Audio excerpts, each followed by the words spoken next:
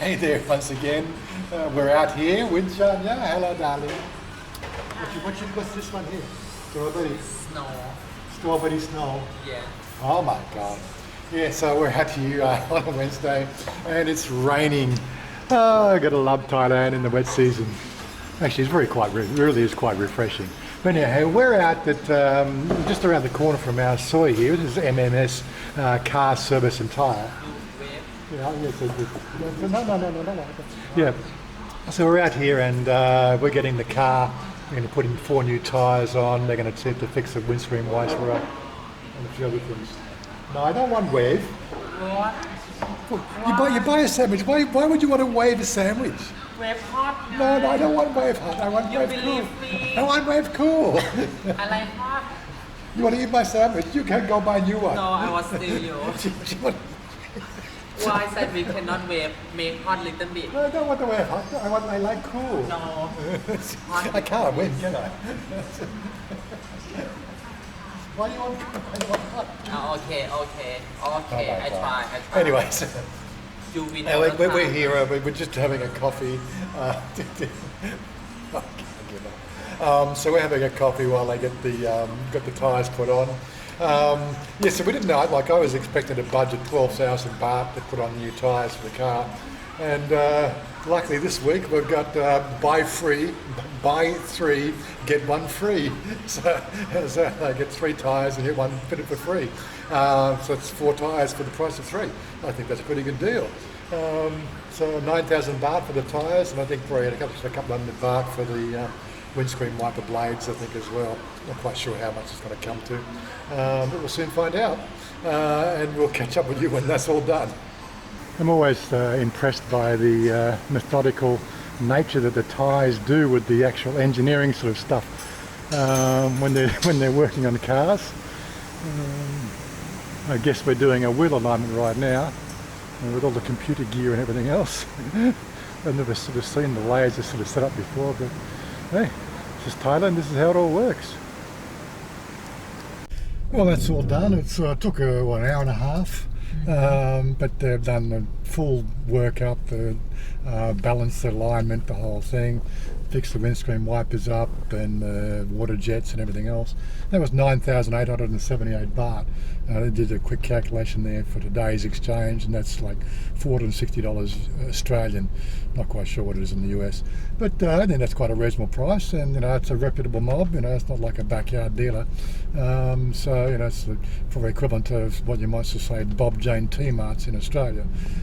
So I think it's quite a reasonable price. And getting back to the whole, comparing price of things here in Thailand versus price of things in Australia, so probably a little bit cheaper than what you'd get in Australia, but ultimately, it's all relative, isn't it? Anyway, we're off now to Seacon Bangkae because we can't go to a cafe today because it's all raining, so take her shopping instead. Makes her just as happy. No. You like to go shopping, darling? No. No, you don't like shopping? Oh, I don't believe you. So, darling, we are at Seacon now. You happy? No. You happy? Why not?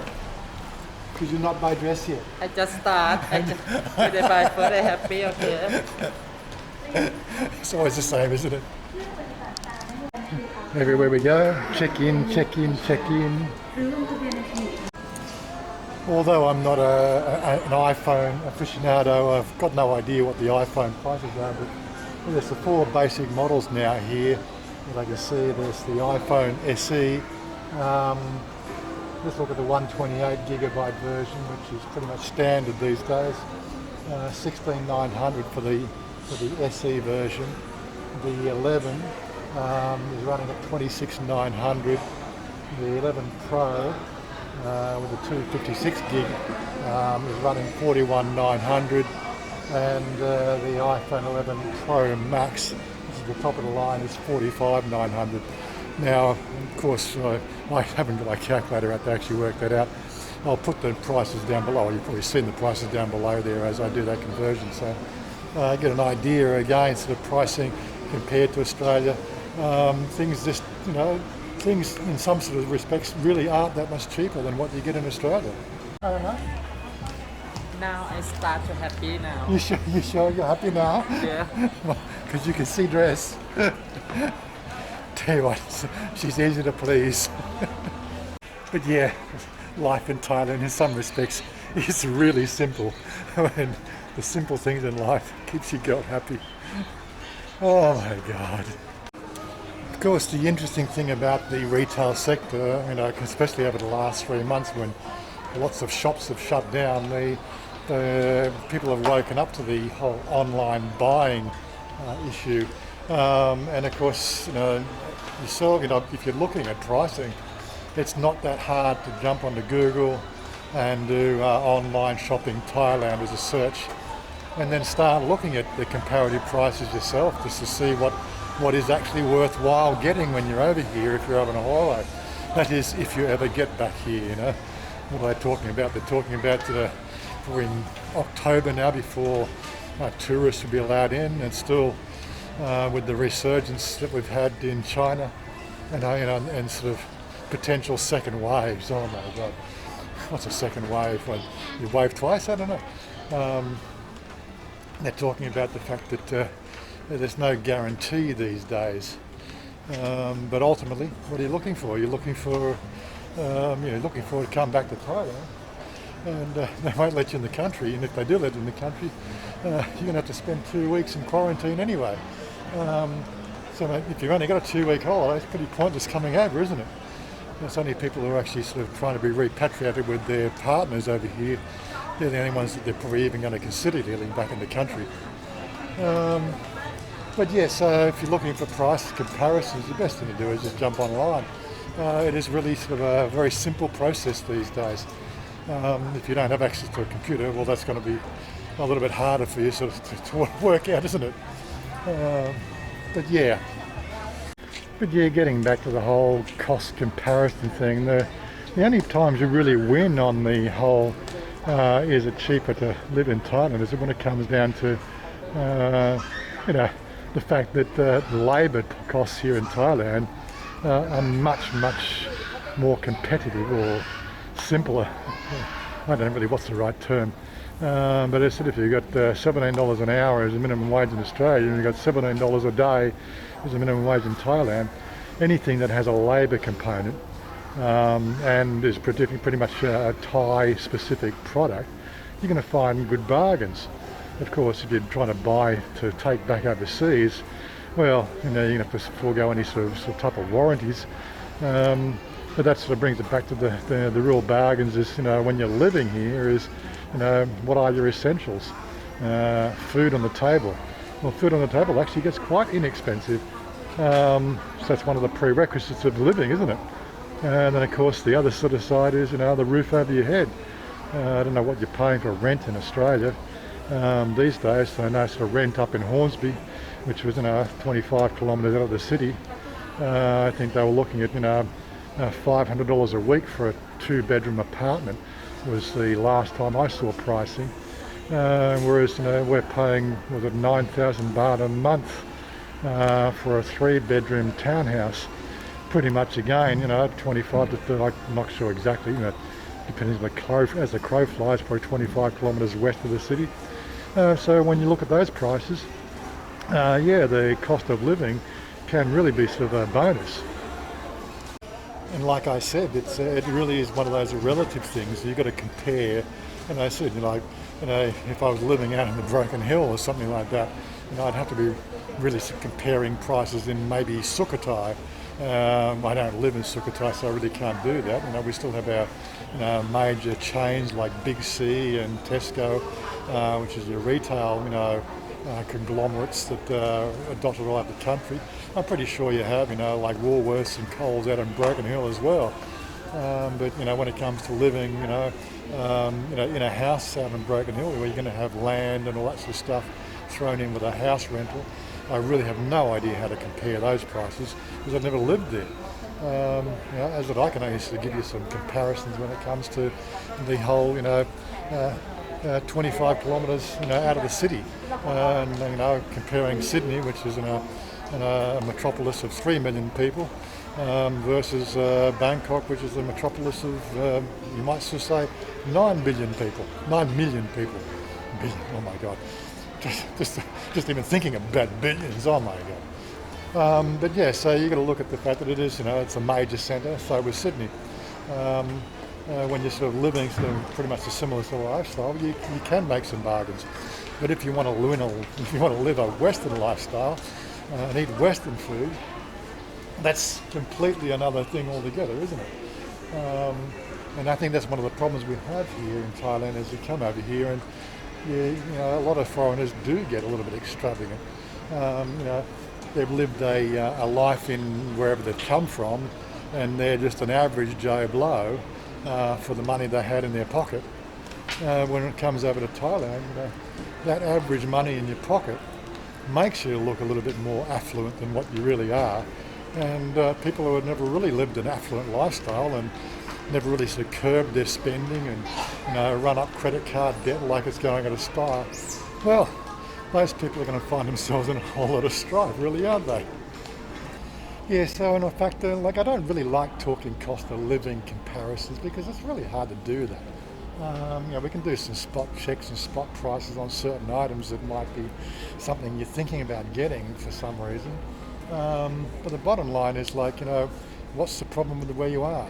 You've got to look at the underlying factors that are sort of making you even consider living over here. And I think if you're thinking of living over here on cost alone, I'm pretty sure you're going to find yourself in all sorts of problems.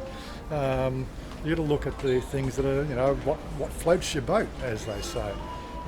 When I say that, in my case, why am I living in Thailand? Well, I can live in Thailand with my girl, equally as happy as a single guy living sort of in a similar situation, maybe in Australia. Not so much Sydney, but maybe Brisbane or Melbourne, in the outskirts, which was always an option I had, but I really didn't I didn't fancy the idea because one, Chanya wasn't going to be there. That's the reason why I'm here, is to be with my lovely girl who loves shoes. You love shoes. But yeah, so other people sort of make the decision based on money alone. Well, I know money makes the world go around, but I think if money's the only reason that you're making the decision to come to live in Thailand, I think you need to do a re-evaluation because things are changing dynamically every day. And if it's a money decision you're coming here for, you might as well just stick to coming on holidays. Sort of sitting down and sort of buckling down into the Thai lifestyle and everything else has a lot more to consider than just money. Yes, food, clothing and a roof over your head. If that's all that really floats your boat, yeah, I think you're going to have a pretty good time. If you think you're going to have the Western sort of style living and I suppose free thinking and everything that goes to be living here, I think you're going to find yourself in all sorts of really sort of all sorts of strife. And bottom line is, how much credit are you running up at the moment in wherever you're living from? I wouldn't even consider coming to Thailand unless, of course, you got rid of any debt, maybe sort of a home loan, equity loan, as long as you've got good equity in the house or property that you might be sort of working with. But outside that, any debt whatsoever is basically a recipe for disaster living here in Thailand because one, you won't get credit over here in the local banking system. That's for sure, unless of course you're on a work visa, they might consider it. So you have to learn to live in a cash society. And when you start to look at the things, this is the thing, people do these cost comparisons and then they fail to sort of factor in the price that you're actually paying if you're putting everything on credit and not paying it off within these zero credit free sort of zone, which is the up to 55 days interest free. As soon as you sort of go over that, mate, the price of those goods just went up 20%. It's bad enough having to pay a 10% GST on everything you buy after they've already taxed you to the buggery from the wages you earn. then you get thrown another 10% GST just for the privilege of spending that money you've already paid tax on. Really. And then, of course, if you have it on credit, you don't pay it off. Well, then guess what? You've just thrown another 15% on top of that, right? And that's accumulative. So you never win. If you're going to be living over here or considering living over here, the only advice I can give to people straight up is learn to live in cash, right? Only buy things that you can afford out of the money in your pocket or the money in your bank account. That's the thing. Just get rid of the credit, guys, and then you might be in a sort of a fair way of being able to manage to live in this type of society over here. Come now, darling. We find dress to fit you. It's okay. Only one. Only find one. Cheap. Yeah, not expensive. And now I'm hungry. Okay, I choose bonchon chicken. Wow. I want bonchon. You just quickly. say to me, wow. Wow. Wow. Bonchon. Say again. Wow. Okay, we go for bonchon. Anyway, say goodbye. We're not sure the bonchon. Just say goodbye. Bye-bye. Like, subscribe, share. Subscribe, share. Like, subscribe, share. Yeah, okay. Peace out, guys. And we'll see you later. Bye for now. I want you to lift me up so